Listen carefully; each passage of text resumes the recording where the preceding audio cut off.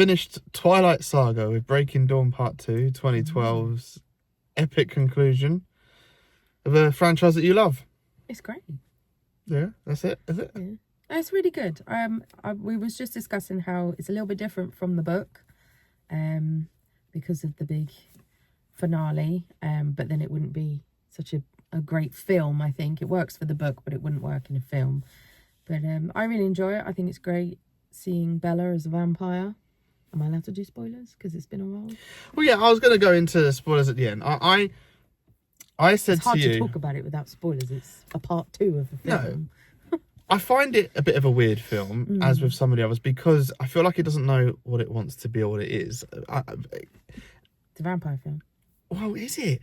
See, again... It's a love story. It starts literally near the beginning. There really was the late night Channel 5 dodgy erotica shots. They were upping it a little bit here. They were going arty with the lighting, and they were pushing the 12A limit there. Like they were getting a bit more they were naked, sleazy with their shots and stuff. So like it was upping it. But then we go from a charming, budgeted erotica to a bit of drama again, to then an all-out action assault on the senses. So that's like it's really mixed, but it's not. I'm not saying that's a bad thing, because I said to you, the truth be told, it was worth the slog of working through this franchise to get to the big finale. I will go into it in a bit because I will put a spoiler warning, but it did build up to a climax, which I'll come to in a minute. That made it a little bit worthwhile. So it has took its time. So when you get to a climax of a franchise like this, I did feel like all characters had been flushed out, and so I was, invested in a lot of the characters. The story had built there. It had gone around the houses to get there, if you look at the franchise as a whole. And it still stays in tune where, you're straight in to this film being part 2, but also literally carries on from the last film. Even part 1, even if you was just a double bill part 1 and part 2, you're still straight in there. So I still stand by that. None of these films work on their own. Like it's one big film. In fact, the end of the film tries to do a bit of a weird roundup of that going through the whole franchise. Yeah. So in some ways, it feels like a TV series, and something like the way you've watched this 5. It does feel a little bit like that, especially the way they chose to end the film with the credits. It even emphasised that. It doesn't feel cheap and tacky like that ish. It'll be cheap. I do stand by. I think the films have got a bit better. I do feel like the later half isn't as cheesy as the first half. I still feel like it matured itself a bit.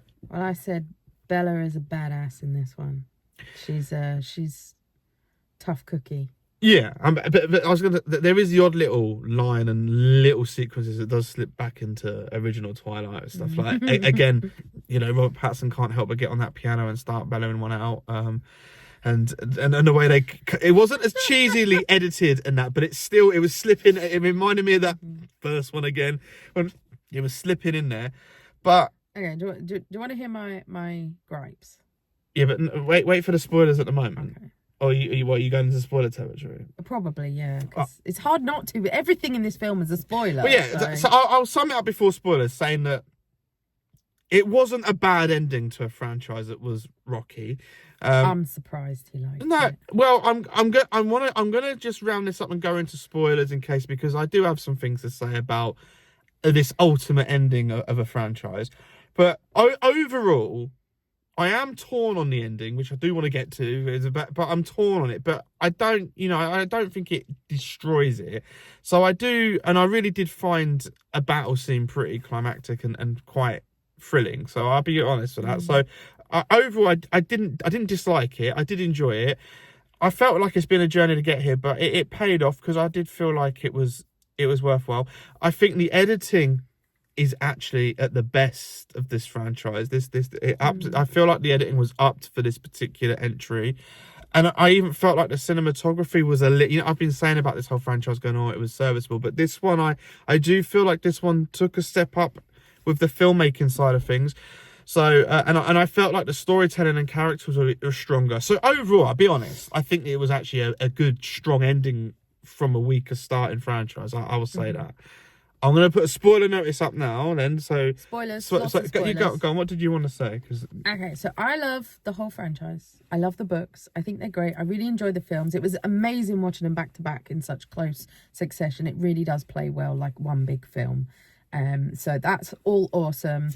And I love all the characters. But the gripes I have, especially with Breaking Dawn Part 2, CGI baby Renesmee. You know what? I've seen worse. I didn't think it was as bad as everyone says. I feel it was unnecessary to CGI a face onto a baby. Just show it as a baby. It's fine. There's limitations to. I noticed the audience chuckle, but honestly, the guy behind us was like, "What the hell is that?"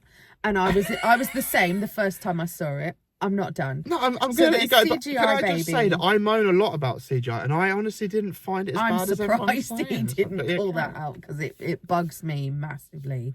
Because obviously she is like a half vampire, half mortal. She's supposed to look different and maybe uncanny valley. She looks older than she is even as a baby. To me, really. No, it doesn't, because she looks like a toddler with a baby's body. It's horrid. Just a grinning but it's all the way up. Like the more she goes, so in the books she's like 2. In this she seems much older, like maybe 7 or 8. It's weird. So that bugs me. And then she's growing fast. That's like Fly 2. In the Fly 2, she's growing fast. The acceleration growth is like, you know, in Fly 2, he's a grown man. Like, he looks like he's early 20s, but he's supposed to be like 5. And he literally and he goes and has sex with the woman that's working there. And it's very inappropriate. Makes her a PDF file. But you know, my issue is I feel like they could have made children with special effects makeup look older rather than CGIing an older face on a child. You're just hung up on one little. Yeah, that bit bothers me. But by the way, you're talking like literally minor shots, very minor shots. It's not minor shots. How am I defending this film to you? I know. It's weird. What universe have we stepped into? So that bothers me. I find Jacob in this one particularly irritating. All the other films, I'm always Team Jacob, but then it gets to Breaking Dawn Part 2, and I'm like, you're actually really starting Funny to enough, I annoy me found now. him less irritating in this one than I did the previous entries, personally. I love Bella's little tantrum where she kicks the crap out of him. That's quite funny. Because he's imprinted on her. She says what I said on the last review. Bessie. On the last review of Breaking Dawn Part 1, I brought points up that literally she emphasises. Yeah, she doesn't like that fact. But, you know, it's fine. And then we get to... Obviously, I've read the books. I'm very attached to the books. And the film and the books in this particular film really diverge. So you've got vampire covens that aren't in the books that are in this now. You've got the battle scene, the big epic finale battle doesn't happen in the books. And I remember when I saw it at the cinema, it was a real shock when people start dropping dead and there's this big epic battle. Because they don't drop dead, they get slaughtered and killed. So in the books, it's a far more diplomatic thing. And now I get it, because you have a film very different to a book. In a book, that works. In a film, it doesn't. You need something big and epic. So I've come to appreciate it the more I've seen it, and I do like it. And then you find out, you know, it's just a vision. It hasn't actually happened, but could happen. And that's kind of like, okay, so everyone is alive and it's fine, but also that didn't happen. That bothers me a little bit as well, but I get why it happens. And then it goes off in a bit of a cheesy montage of, you know, happily ever after for Bella and Edwards. So, but overall, I like it, but I just had a few little quibbles, and I can't believe you're defending this film. No, so I'll say it's true. I can find films a bit annoying when they try and do that. Oh, it was just a dream or pull the wool over your eyes. I think that can be a cheap cop out. The ending of this film is a little bit like Final Destination, literally a vision. It is kind of how it's Final Destination for Arrow, isn't it? It comes across like that. Now, and you hated Charlie Sheen in this. Michael Sheen, sorry. I will say, before I get onto this ending, so I will say, because this is partly to do with the ending, because Michael Sheen obviously rocks up, and his acting belongs in the pantomime. I'm sorry, but It's the laugh. Like- Why does he have to laugh? like that? I've said throughout this franchise as he's been appearing in it that he's a little bit overacting in all of these scenes in all of the franchise, and it comes across like he is in a pantomime, like in a theatre, performing to the end of the room. That's how it.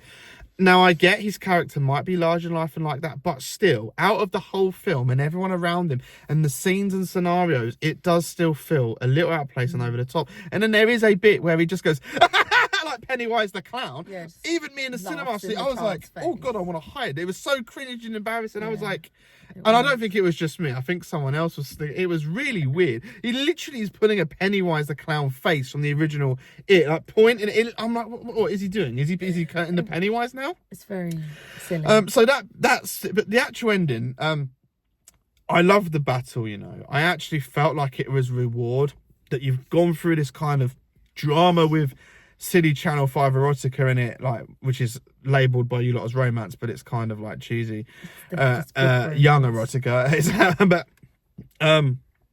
we build up to what I do think is a good finale. I was actually quite shocked and blown away that, you know, they were bumping off main characters quite viciously, and it was like, wow, you know, this is insane. This is like and it no happens very prisoners. quick. And what I was saying is, the reason I said the film is funny toned before is because you are watching this like cheesy drama with, you know, romance, erotic elements, and then all of a sudden you're getting like brutal head rip-offs and actual brutal slayings. It's actually quite, and like, and even just pick a kid up and throw it in the fire earlier in the film as well, which is Your mortal child. that's like something out of like Beast in Heat or Rambo when they throw. I did think that. That was that. You know, I'm like, jokes aside, I'm like, that's She just. for this like grinning and smiling like sadistically about it. For this 12A film of this like fantasy romance, a scene like throwing a child to its death in a fire is pretty dark. Even if it's a vampire kid, it's like, wow, that's pretty. It's a bit much. That's like worse than Interview with a Vampire kind of thing there. But I was just gonna say, I also find that Bella and Dakota Fanning's character, I can't remember her name, yeah, their little rivalry is quite intense. well, yeah, but this and is the fun. thing. Like, so the ending is good, like the end fight, and that's where I think the cinematography and the editing really come into play as well. Yeah, I know it's a bit of CGI heavy, but do you know what? For 2012, looking back, it's not the worst good for its CGI. age, There was work. I've moaned about the CGI earlier because I think it was cheesier. I think this last entry of the CGI is a bit better, despite what you're going about the baby. The fights of obviously where they've enhanced vampires and wolves fighting. Obviously, there's a lot of CGI in play, but it's not the worst, and it doesn't look completely unrealistic. So all this is great, and then yeah, bang, you're being tricked into a vision, which that's a double-edged sword for me, because I do understand it and it works, because in a silly, cheesy way, it's such a light-hearted, warming tale. It's like, oh, it's a bit of a relief that these characters you've grown to love over 5 films aren't actually dead, and it is actually the nice, cheesy, crappy, happy ending, and that you know, for the film that this is and the franchise that's been set up, it does work. I think it is a nice, fun ending. But however, the more me, because I like a realistic, brutal portrayal in film.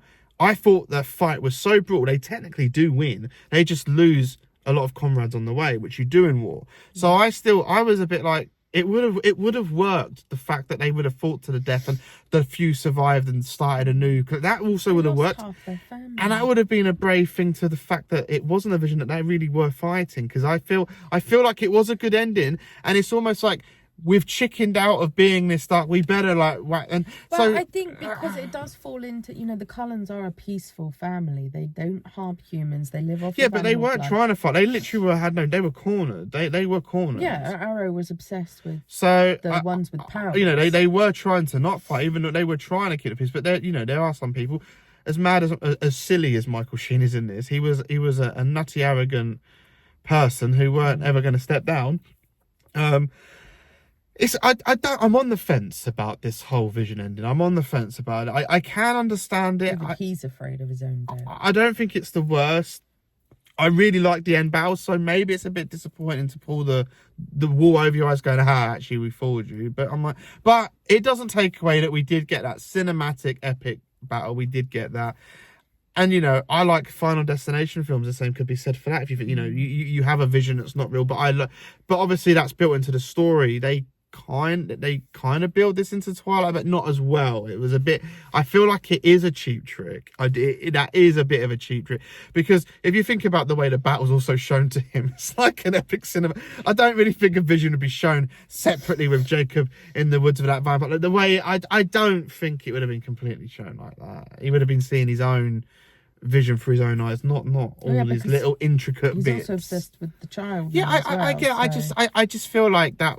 it's like the whole. I feel like they were scraping in the edit suite there. I feel like if it was a vision, really they should have edited it and shown it as the visions have been in the films previously, which is little fast snippets, not the way they did it where they're like the audience, oh, this is a battle, it's happening. They were tricking us. It was so I do. And it was very traumatic after reading the books to then watch that. I was like, what? So that's why I'm like, as an audience member, have I just been? Is it a dirty trick? Is it a dirty filmmaking trick? So I said this. I said it would bug you. But it doesn't bug me like you think, because I do accept it.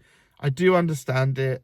I think it works either way, really. And they went for the let's please our young demographic audience and keep it happy ending. They played it safe. It's Hollywood. They're not going to play it gritty. If it was me, I probably would have slayed them and gone with that ending, like, and just been like, that was tragic and upsetting. But, you know, I suppose it's like Lord of the Rings, isn't it? And Harry Potter. Not many of them do die. They you know, realistically, if the Wizarding World was real or Middle Earth was real, then I don't think they would have all got out there like they did in those franchises. I think they would have been deaths, even if they were young children. They would have few deaths in Lord of the Rings, but not like the main essential.